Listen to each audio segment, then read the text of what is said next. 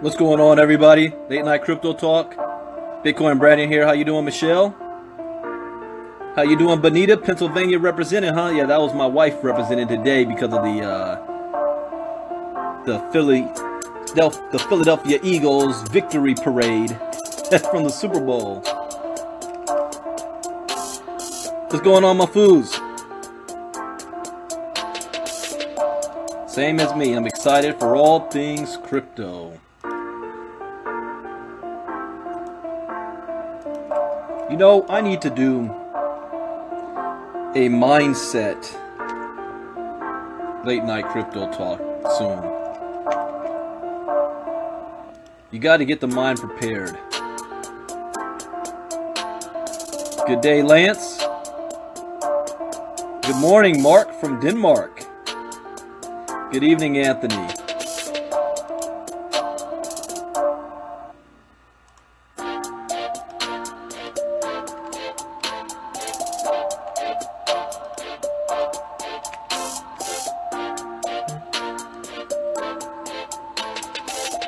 I had a pretty good day today. How you doing, Renee?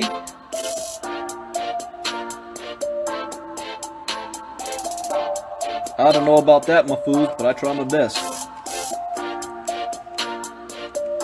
Not a leader, more of a servant. I like that. That's what my father taught me.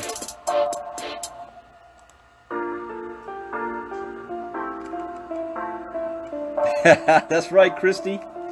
Can't even put your phone call. You saw what happened to me yesterday. My phone literally burnt up. It said, all right, buddy, you need to shut this thing down now. It's a little easier today. What's going on, Jeff?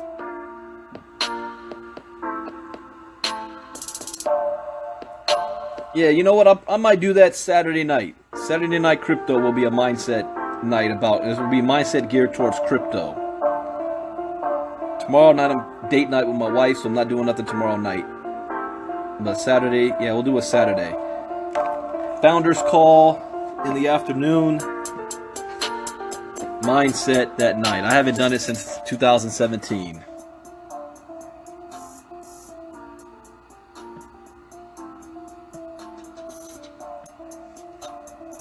All right, let's go ahead and get things kicked off here.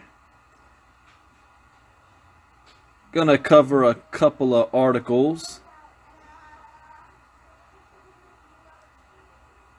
You know, but there is a shout out that I want to give. And this is a shout out that is overdue, since people have been asking me, especially about structure. Last year, I did a Facebook Live about crypto, and it talked about women in crypto, the ladies in crypto. Where are they at? And it talked about why it's such male-dominated space. And it's because, you know, crypto got started with a bunch of nerds who understand computer code.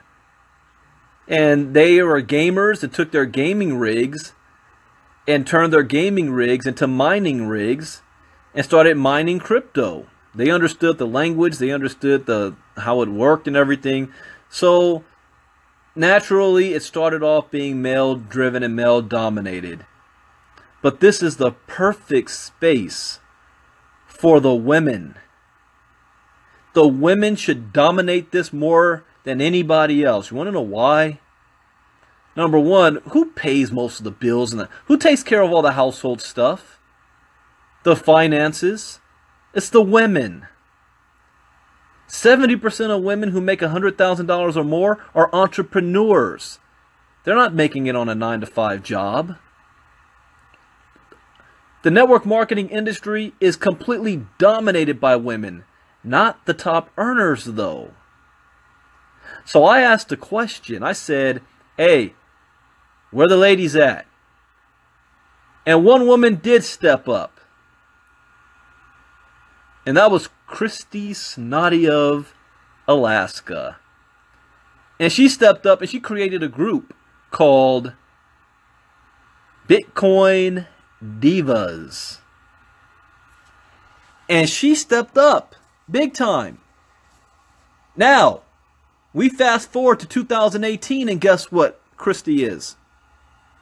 Christy sits on top of half of cryptogenics. So if you want to be around a powerful woman in the crypto space, a future multi-millionaire by default, she's the one you want to be around. If you're one of those powerful women that I say where the ladies at all the time,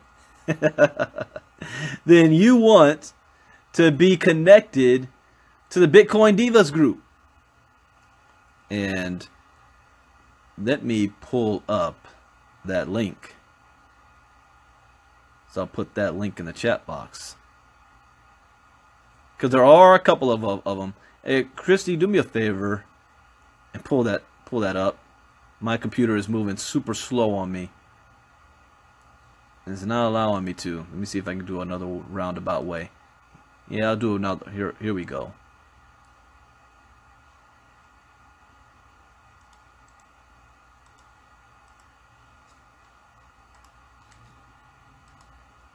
There we go. What's going on, Mr. Barry?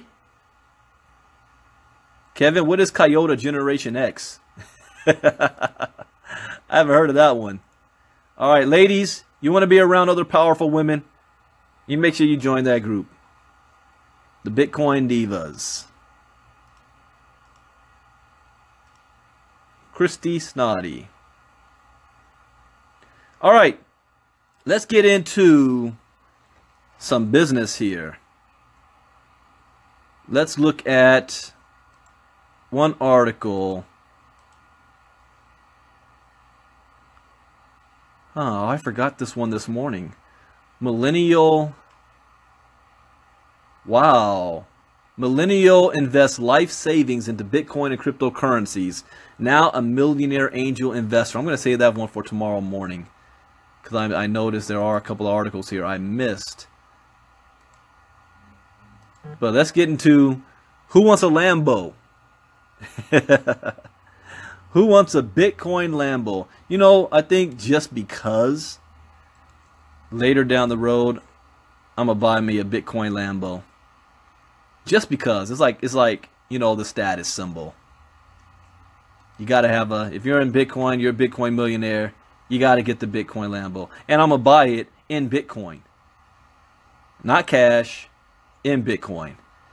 But let me post this link to this article right here. Let's take a look at this.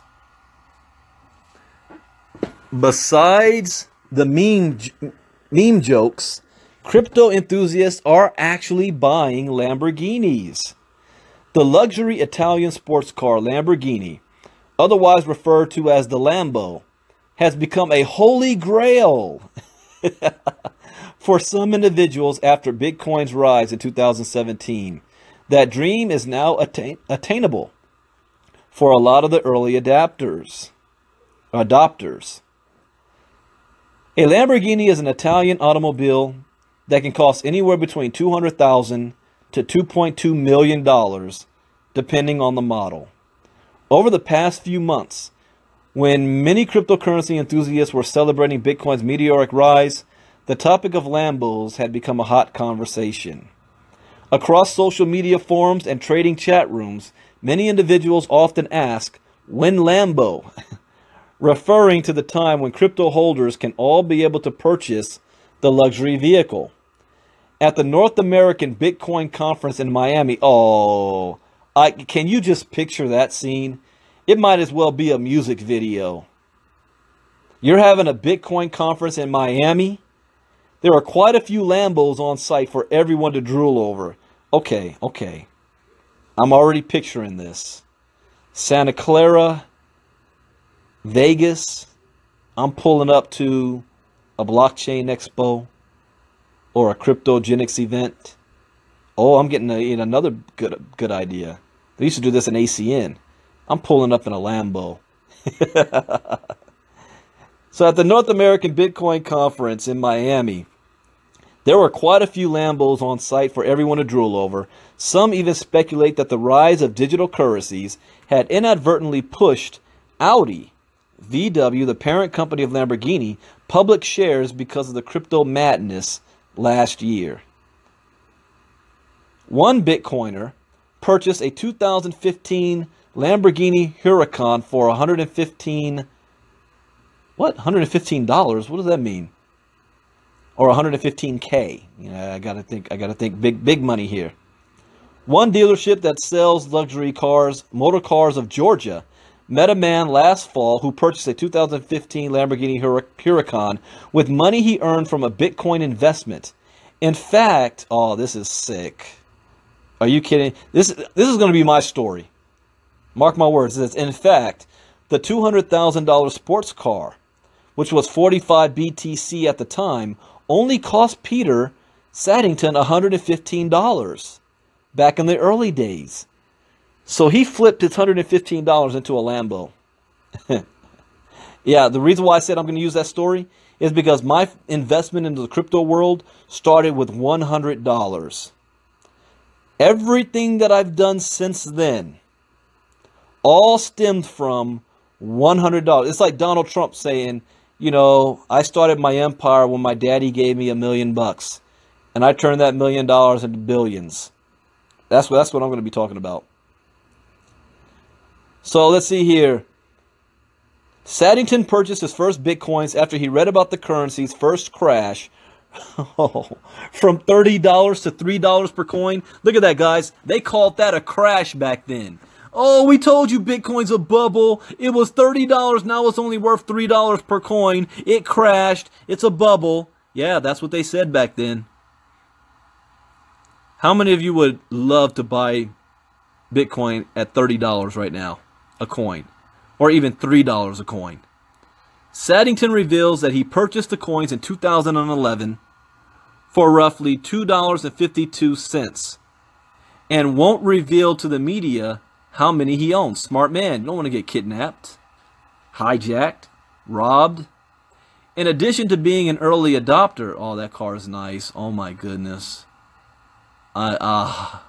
These cars are on my dream board. I want a Lambo. In addition to being an early adopter, Saddington also has his own YouTube channel, and the video of him buying a Lambo for motor cars went viral with over 1.5 million views. That is nice. Saddington isn't the only Bitcoiner purchasing Lambos, as the trend is being seen in a lot of other areas.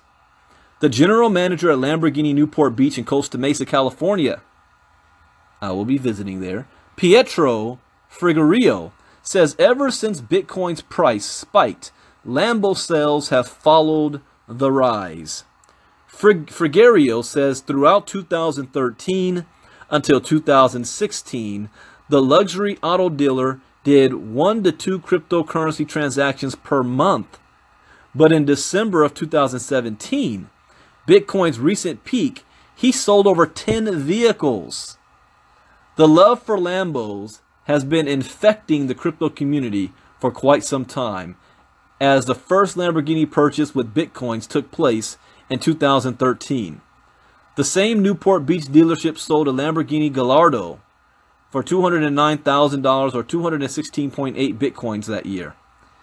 If a cryptocurrency millionaire is lazy, they can also purchase a Lamborghini Huracan online from their couch.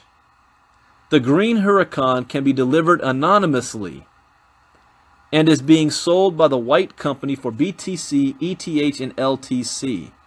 Can you imagine? You wake up one morning, you look at the charts, open up your laptop, sit on the couch while you're drinking your cup of orange juice or whatever. Yeah, let me get this Lambo right here. Order the Lambo and it's delivered to your house. You never even dealt with the bank. So save those Satoshis. Cryptocurrency enthusiasts saving their precious Satoshis for a Lambo can also look at a special Lambo-centric price ticker that pairs a Lamborghini Aventador with the price of BTC. Oh, no way. At the time of publication, 1 BTC equals about 0.0214 blah blah blah of a slice of 1 Lamborghini Aventador, according to Lambo. Yep, Yvonne says truck, huh? I know people want to buy the Teslas with crypto. Most car, you're going to see all the car dealerships going to start offering you can buy cars with Bitcoin. All right, next one. Let's talk about the SEC. They're all the talk this week. And I find this very interesting and kind of odd at the same time. Trying to figure out what is really going on.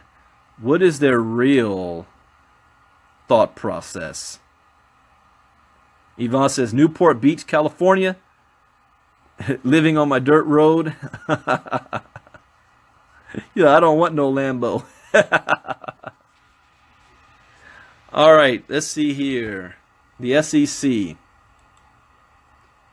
I see you, Steph. You out there in Georgia. SEC to focus on cryptocurrency and ICO fraud as top priority. The financial inspectors. Wait. You guys see that? Why is it a top priority?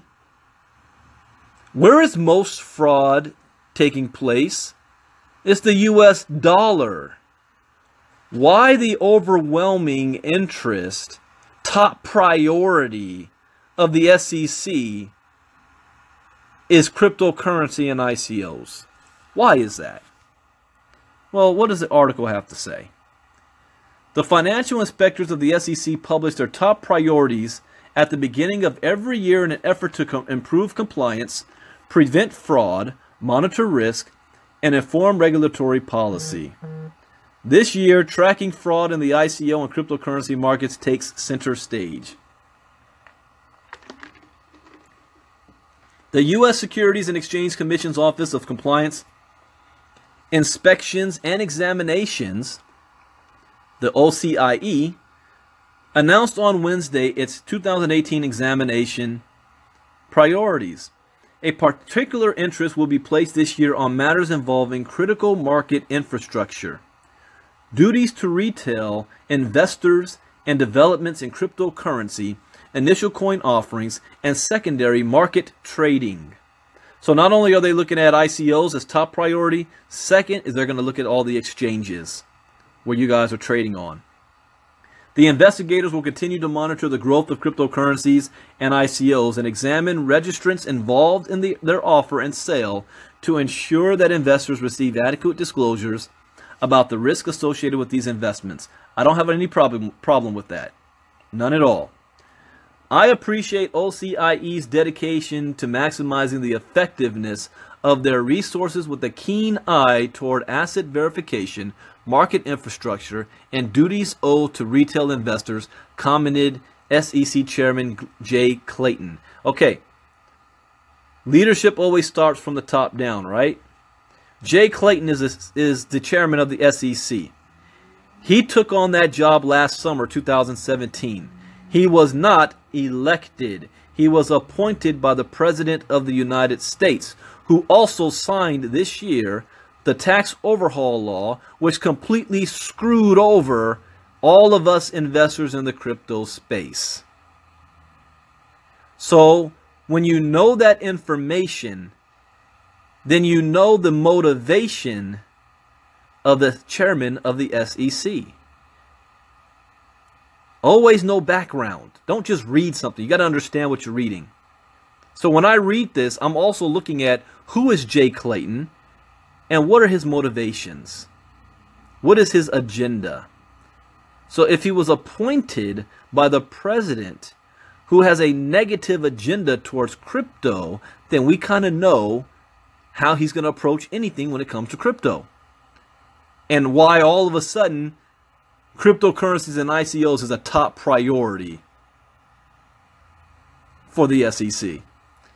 As the markets continually evolve and the products and services available to investors adapt, OCIE remains committed in its risk-based examination program to prioritizing the interest of retail investors and examining those aspects of securities firms posing risks to investors and the proper functioning of our capital markets, added OCIE Director Pete Driscoll. Protecting retail investors. I have no doubt about that, Jeremy. I bet he does. And I'm not just Bitcoin. It wouldn't be surprised me he comes out with a Trump coin. The Trump coin. Or better yet, rename the Fed coin the Trump coin. Hey, we're doing a... let me not go there. Let me leave that alone. Areas of focus will include, among other things, whether financial professionals maintain adequate controls and safeguards to protect these assets from theft or misappropriation, and whether financial professionals are providing investors with disclosure about the risks associated with these investments, including the risk of investment losses, liquidity risks, price volatility, and potential fraud. You know, I'm going to side, when it comes to this, I'm going to side with the Republicans. Not today's Republicans. Not the Donald Trump Republicans. The Ronald Reagan Republicans of the 80s. Their whole stance was get the government out of the way. Like kind of like the libertarians. Are you kidding me? There's already a Trump coin? I was just playing around. I didn't know that. Get the government out of the way. The government, in their effort to protect us, end up stifling us, being a blockade to innovation, because they want to protect us from ourselves. Listen, if you're going to come into this space, know that there's risk involved. There's risk of investment loss. There's risk of liquidity loss. There's risk of price volatility, and there's risk of potential fraud. The best way to protect yourself is not making the government play big brother and daddy on you. The best way is to get yourself educated so that you can spot any risk, limit your risk, and navigate the choppy waters. And know that somewhere along the way you're going to lose. You know, the Bulls won 6 championships in the 90s, but they lost a whole lot of games in the process. Know that you're going to lose. You're not going to win every game. You just don't know what, when, where, or how much you lose. So if you are self-independent and you take a loss, you know, you got your big boy pants on and say, wow, you know, I took a loss on that one. Let me move on and keep moving forward. Not, oh my gosh, I lost everything. Where's the government? Class action lawsuits. I got scammed. There's no guarantees in life. You have to be able to make the wise decisions. And here's the best way to protect yourself in the crypto space. I call it my prime directive. And I leave this out, but I need to add it in. Number 1, education. You've got to get educated in this space. That's right, Jeremy. Basketball was the greatest in the 90s. Today's basketball is it's not entertaining to me. When superstars all want to team up together to win a championship. Whatever happened to the good old-fashioned, I take the challenge of going up against the best to win. Imagine Larry Bird, Michael Jordan, Magic Johnson, David Robinson, Patrick Ewing, Reggie Miller, Charles Barkley, all of them saying, yeah, we're all going to play on the same team so that we can win a championship. Oh, wait, they did that. That's called the Dream Team. That's called the Olympic team. That's when you do that. This all-star game, that's when you play together. But if you want to be better, challenge yourself. Challenge it. You want to play the best to be the best. It's like this new generation, they don't want to... that's a whole nother talk. I look at my kids' generation. I'm like, well, is there any competitive spirit there? Go to a Little League game and everybody got a trophy. I'm like, what happened? They didn't win. Well, we don't want feelings to be hurt. Like, you're raising a generation of wimps. That's going to be America's downfall. I want to go up against the best. And yeah, I might get beat up. But hey, I learned along the way. All right, let me get to the next article here. Let's go to Bitcoin rally. Oh, I'm telling you now, if LeBron James Because you see Dwayne Wade just got traded back to Miami. You know what that means? LeBron ain't going to be in Cleveland next year. If LeBron James, especially if they lose, they don't win the championship this year, if he goes to Oklahoma City or Golden State Warriors, I'm out. I'm going to pull out my old VHS tapes of Pippen, Jordan, and the Bulls of the 90s, and I'm gonna treat basketball like I do music right now, because I can't listen to this new rap and stuff music today. These mumbling clowns. I still listen to 90s stuff. I'm going back to the 90s, but I'm keeping my PlayStation 4. We're not going back to the good old Super Tecmo Bowl days of Super Nintendo. Anyways, let's go to Bitcoin price rally in 2018. If he comes to the Lakers, oh, that's going to kill me. Not my Lakers. We don't want LeBron. A lot of people say they will. Don't come to my Lakers. Leave the Lakers alone. Bitcoin price rally in 2018 to $50,000 could be fueled by ETFs. So, when Bitcoin dropped from 19,000 all the way down to $6,000, $7,000 mark right now, and people were freaking out, all the professionals are already saying, oh, we expected to go to $20,000, $40,000, $50,000 this year. But when it dropped, what did the media do? They immediately called it, see, the bubble popped. Oh, don't get me started, LeBron and Mahfouz. You know about leaders of the new school?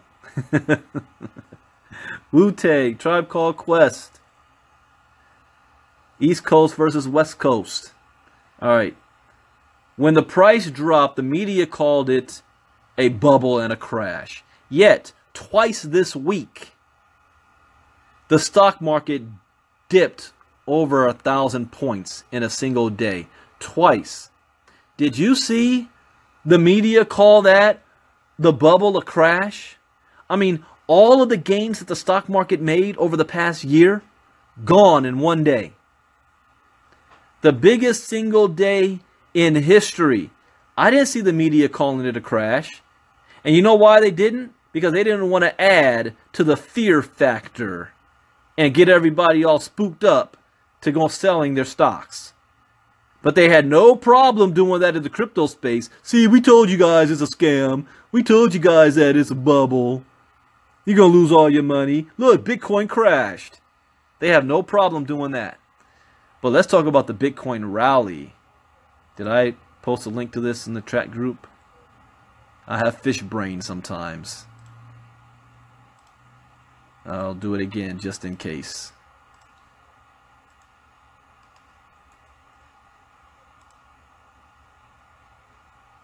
All right. Thomas Glucksman, the head of marketing at Gatecoin, believes that Bitcoin can reach the $50,000 mark in 2018.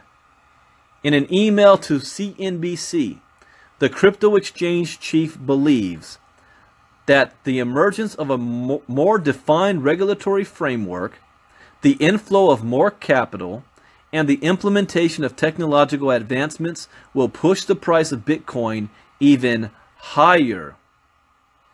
Even higher. It has been a turbulent few months for the crypto market as a whole, despite the stellar price performances recorded in 2017.